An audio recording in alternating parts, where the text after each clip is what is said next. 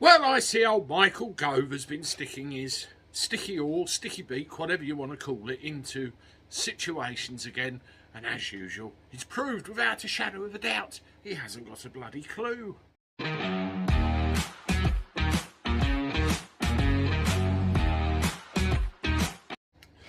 Hello everybody, welcome back to the channel. Hope you're doing alright. I'm not too bad. We're, well, a couple of days to the weekend now, aren't we? Let me know what you're up to in the comments below. And everything's okay where you are. Got the bus fixed yesterday. Had a big crack in the windscreen. Must have been that big.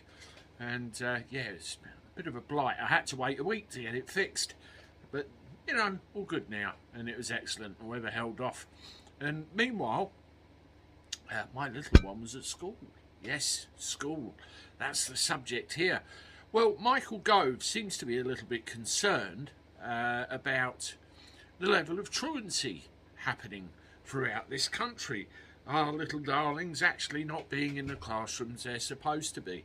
Now, if we take truancy out of it for the moment, and by the way, his solution to this problem is take child benefit from parents of kids that decide they don't want to turn up.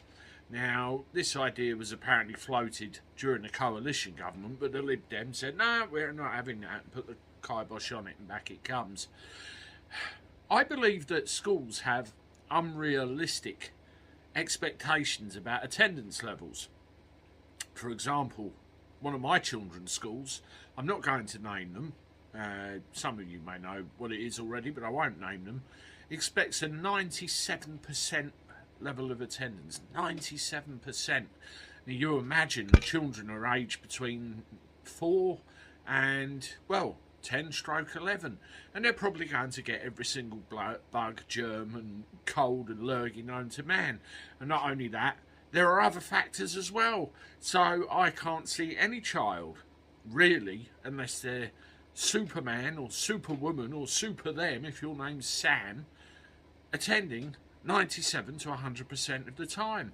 My little man, he's up to 93%, and the only times he's ever been off are colds and coughs. And you keep him off because you don't want the rest of the kids to get ill or your own kid to get sicker. It's, you know, there are lots of external factors at play. Now, if you move over to truancy, I think that this problem affects older children. I think it is a lot harder to escape school than it used to in my day. I used to, you know, sling my hook over the back fence quite often.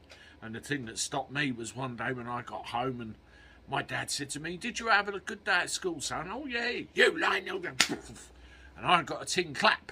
Well, whose fault is this? Is it the fault of the parents? Is it the fault of the kids? Or is it a combination of the two? And is child benefit really the answer? You know, let's take your child benefit away. A lot of kids these days, particularly when they get to their teenage years, are unruly little shits. And no amount of you're going to school or it's going to cost me is going to make them change their mind. Do they not understand this? Maybe the issue needs to be directed more towards the kids. What do you think of that? Let me know in the comments. I had a little rant because Mr. Gove really gets my blood boiling. And also, to finish off, what happens when the teachers go on strike? What's it classed as then? Oh yeah, mine's off tomorrow. What about yours? Toodaloo.